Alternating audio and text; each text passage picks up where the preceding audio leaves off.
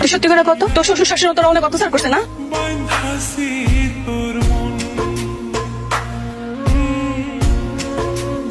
আমি মুখ কামড়ে ছাড়ব না, আমি মুখ কামড়ে ছাড়ব না। আব্বা খুশি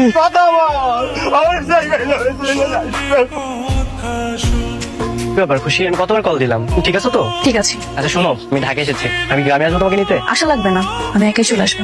আব্বা খুশি যে মারা গেছে এই খবর ওর শ্বশুর বাড়ি কাউরে জানাইব না। অসুস্থ হাঁপানি এরকম বোন এতে কি করে সংসার করে খাবি? তুমি একাই চলে এলে? হ্যাঁ একাই চলে আসলাম, তোমাদের সবার কথা খুব মনে পড়ছিল তাই তো একাই চলে আসছি। ঠিক করেছিল শাশুড়ি আম্মা, খুব ভালো করেছে বৌমা। আমি একটা মানত করেছি, আর যতদিন এই মানত থাকবে তুমি আমার কাছ থেকে একটু দূরে দূরে থাকবে। কিসের মানুষ? এই যে আমাদের সংসার, আমাদের ভালো মন্দ সবকিছুর জন্য একটা মানত করেছে আর কি। আচ্ছা ঠিক আছে। কি এমন ঘোরা দিবি ওষুধ দিছিলি হ্যাঁ? যে তুই যে থাকতে না থাকতে বাড়ি থেকে সুস্থ করে সুস্থ হয়ে বাসা চলে আসলো। আরে আমি ওষুধ তো দিছিলাম, মরে তো যাওয়ার কথা ছিল, কিন্তু মরবে কিভাবে? কই মাছের জান, কই মাছের জান, তোমাদেরকে সাথে না নিয়ে কি করে মরে মামু? তুই না বলে ঘরে ঢুকেছে তোর এত শ্বাস করতে হলো। তোর বাপের ঘর? হ্যাঁ এ করছিস কেন? সংসারে চাবি প্রশ্নই আসে না। চাবি দিবি নাকি এক করে তোর ঘর থেকে মাথা করে দিব? তাই এবার রান্না করে যা, একসাথে 3-4 পদা তরকারি রান্না করবি। কি হচ্ছে রান্না করে? কি খুজুর খুজুর খুজুর খুজুর হচ্ছে এখানে? এই কি ব্যাপার? পোড়া গন্ধ বের হচ্ছে কেন? তরকারি পুড়ে কি করছে? বালতির পানি এত কালো কেন? কি দুর্গন্ধ।